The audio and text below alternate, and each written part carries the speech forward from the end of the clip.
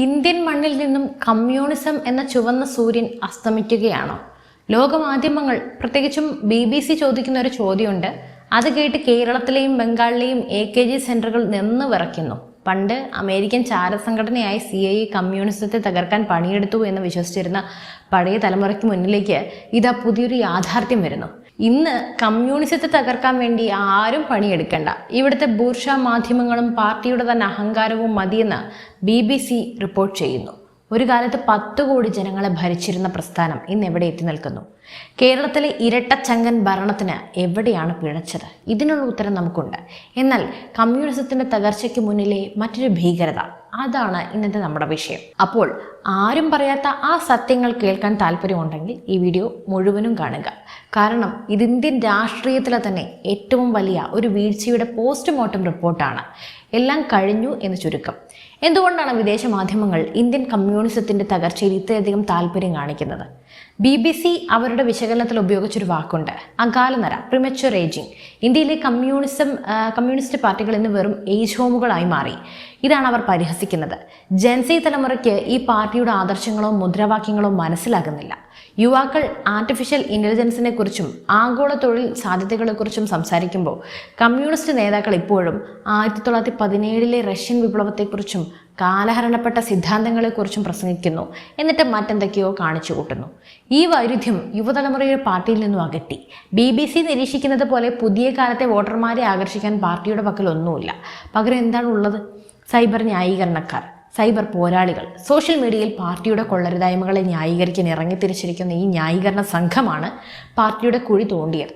സഹിഷ്ണുത ലേശമില്ലാത്ത ഇവരുടെ പെരുമാറ്റം സാധാരണക്കാരെ ഈ പ്രസ്ഥാനത്തിൽ നിന്നും അകറ്റുന്നു.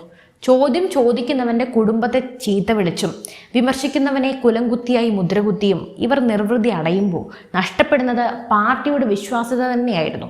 BBC റിപ്പോർട്ടിൽ പറയുന്നത് പോലെ ഈ സൈബർ പോരാളികൾ യഥാർത്ഥത്തിൽ പാർട്ടിയുടെ അന്തകന്മാരായി മാറി. കേരളത്തിൽ ഭരണ തുടർച്ച കിട്ടിയപ്പോൾ പിണറായി വിജയനും കൂട്ടരും വിചാരിച്ചത് തങ്ങൾ എന്ത് ചെയ്താലും ജനങ്ങൾ സഹിക്കുമെന്നാണ്. പണ്ടത്തെ പൊട്ടന്മാരാണെന്നാണ് വിചാരം. ഇത്തവണത്തെ ഫലം ഒരു കാര്യം ഉറപ്പിച്ചു: അഹങ്കാരത്തിന് ദൈവമല്ല, ജനമാണ് ശിക്ഷ നൽകുന്നത്. കേരളത്തിലെ പ്രശസ്ത കവി സച്ചിദാനന്ദൻ കഴിഞ്ഞ ദിവസം നടത്തിയ ഒരു പ്രസ്താവന നോക്കാം.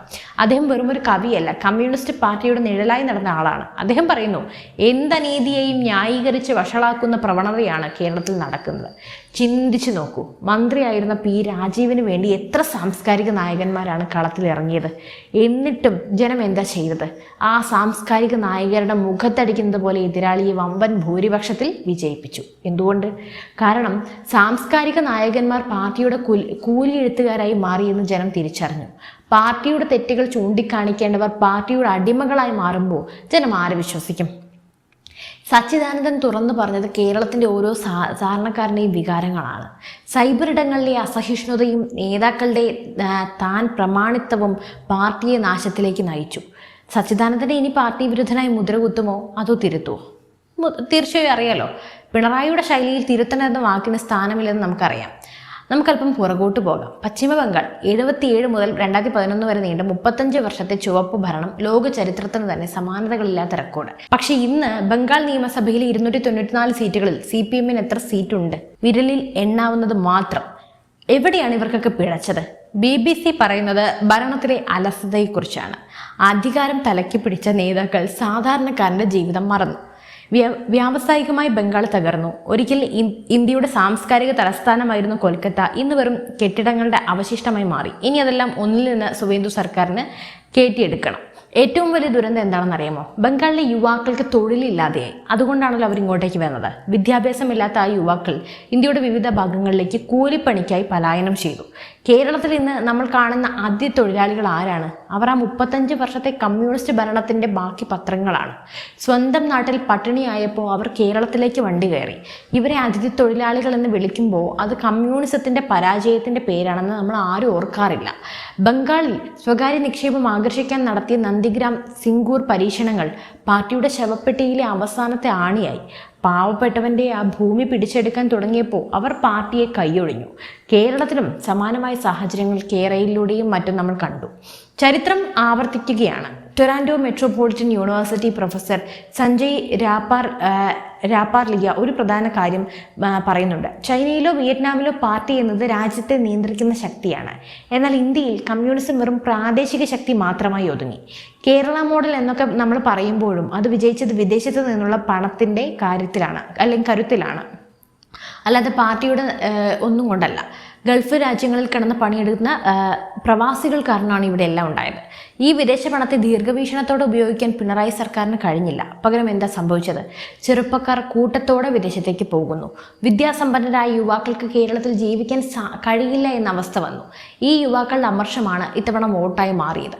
BBC-യോട് പ്രൊഫസർ സഞ്ജയ് പറയുന്നത് ഭരണം പോയ പാർട്ടി ഇല്ലാതാകുന്ന അവസ്ഥയിലേക്കാണ് കാര്യങ്ങൾ നീങ്ങുന്നത് എന്ന്. ബംഗാളിൽ ഭരണം പോയതോടെ പാർട്ടി തകർന്നു. ത്രിപുരയിലും അങ്ങനെ തന്നെ. ഇനി കേരളത്തിൽ ഭരണം പോയി കഴിഞ്ഞപ്പോൾ ഇനി പാർട്ടിയെ താങ്ങി നിർത്താൻ ആരെങ്കിലും ഉണ്ടോ? പിണറായി അല്ലാതെ. കമ്മ്യൂണിസ്റ്റ് പാർട്ടിയുടെ ചരിത്രം പരിശോധിച്ചാൽ അത് ചരിത്രപരമായ വിഡ്ഢിത്തങ്ങളുടെ ഒരു ഘോഷയാത്രയാണ്.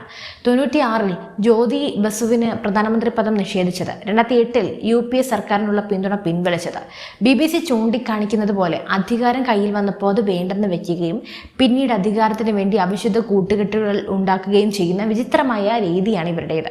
തമിഴ്നാട്ടിൽ ഇത്തവണ 2 സീറ്റ് കിട്ടിയത് DMK എന്ന വലിയ പാർട്ടിയുടെ ഔദാര്യം കൊണ്ടാണ്, അല്ലാതെ സ്വന്തം കരുത്തുകൊണ്ടല്ല. ഇപ്പോൾ അവർ TVK-യിലേക്ക് മാറി. അവിടെയെങ്കിലും ബുദ്ധിപരമായ നീക്കം. ദേശീയ തലത്തിൽ CPM നേടിയ വോട്ട് ശതമാനം വെറും പരിതാപകരമാണ്. എന്നിട്ടും MA ബേബിയെ പോലെയുള്ള നേതാക്കൾ പറയുന്നു തോറ്റാലും ഞങ്ങൾ ജനമനസ്സിലുണ്ട് എന്ന്. ഒരിക്കലും തോൽവി സമ്മതിക്കില്ല. ഹൈന്ദവ വോട്ട് ബാങ്കിന്റെ മുന്നേറ്റത്തെ നേരിടാൻ കമ്മ്യൂണിസ്റ്റ് സിദ്ധാന്തങ്ങൾക്ക് കഴിയുന്നുമില്ല. മതപരമായ സംഘടനത്തെ തടയാൻ അവർക്ക് സാധിക്കില്ല എന്നത് മുഹമ്മദ് സലീം പോലും സമ്മതിച്ചതാണ്. വിഘടന രാഷ്ട്രീയം അതിന്റെ മൂർധന്യാവസ്ഥയിൽ നിൽക്കുമ്പോൾ കമ്മ്യൂണിസം വെറും കാഴ്ചക്കാരായി മാറുകയാണ്. കർഷക സമരങ്ങളിൽ പോലും ഇവരുടെ ശക്തി ക്ഷയിച്ചത് നമ്മൾ കണ്ടു. രാഷ്ട്രീയ നിരീക്ഷക ശിഖ മുഖർജി പറയുന്നത് പോലെ ഒരു കാരണമല്ല, മറിച്ച് ഒരു കൂട്ടം കാരണങ്ങളാണ് ഈ തകർച്ചയ്ക്ക് പിന്നിൽ. ഇന്ത്യൻ കമ്മ്യൂണിസം അതിൻ്റെ അന്ത്യശ്വാസം വലിക്കുകയാണ്. ഒരു ചരമക്കുറിപ്പ് എഴുതാൻ രാഷ്ട്രീയ നിരീക്ഷകർ ഇപ്പോഴും മടിക്കുന്നുണ്ട്. കാരണം രാഷ്ട്രീയത്തിൽ എപ്പോഴും അത്ഭുതങ്ങൾ സംഭവിക്കാമെന്നത്. പക്ഷെ ആ അത്ഭുതം സംഭവിക്കണമെങ്കിൽ ഒരു കാര്യം നടന്നു തീരൂ: നേതൃമാറ്റം. വൃദ്ധന്മാരായ നേതൃത്വത്തെ മാറ്റി നിർത്തി യുവാക്കളെ മുന്നിൽ കൊണ്ടുവരാൻ പാർട്ടി തയ്യാറാകണം. അസഹിഷ്ണുതയുടെയും കൊലവിളിയുടെയും സൈബർ രാഷ്ട്രീയങ്ങൾ ഉപേക്ഷിക്കണം. പിണറായി വിജയന്റെ ക്യാപ്റ്റൻ ഇമേജിന് പിന്നിൽ ഒളിച്ചിരിക്കുന്ന ജനങ്ങളുടെ യഥാർത്ഥ പ്രശ്നങ്ങളിലേക്ക് ഇറങ്ങിച്ചെല്ലണം. കേരളത്തിലെ ജനങ്ങൾ നൽകിയ പാഠം ഉൾക്കൊള്ളാൻ പാർട്ടി തയ്യാറാണോ? ഇതുവരെയുള്ള അവസ്ഥ കണ്ടിട്ട് ഒരിക്കലും തയ്യാറല്ല എന്നാണ് നമുക്ക് തോന്നുന്നത്. അതുതന്നെ ആയാലും ഇതും ഒരു ചരിത്രപരമായ അന്ത്യത്തിലേക്ക് നീങ്ങുകയാണെന്ന് തന്നെ നമുക്ക് പറയാം. എന്തായാലും നിങ്ങളുടെ അഭിപ്രായം എന്താണ്? കമ്മ്യൂണിസ്റ്റ് പാർട്ടിക്ക് ഒരു തിരിച്ചുവരവുണ്ടോ? പിണറായി വിജയന്റെ ഭരണശൈലി മാറ്റിയിട്ടില്ലെങ്കിൽ കേരളത്തിലും ബംഗാൾ ആവർത്തിക്കുമോ? കമന്റ് ബോക്സിൽ നിങ്ങളുടെ അഭിപ്രായങ്ങൾ തീർച്ചയായും രേഖപ്പെടുത്തൂ. വീഡിയോ ഇഷ്ടപ്പെട്ടു എങ്കിൽ ലൈക്ക് ചെയ്യുക, സബ്സ്ക്രൈബ് ചെയ്യുക. മറ്റൊരു വിഷയവുമായി വീണ്ടും എത്തും വരെ നന്ദി.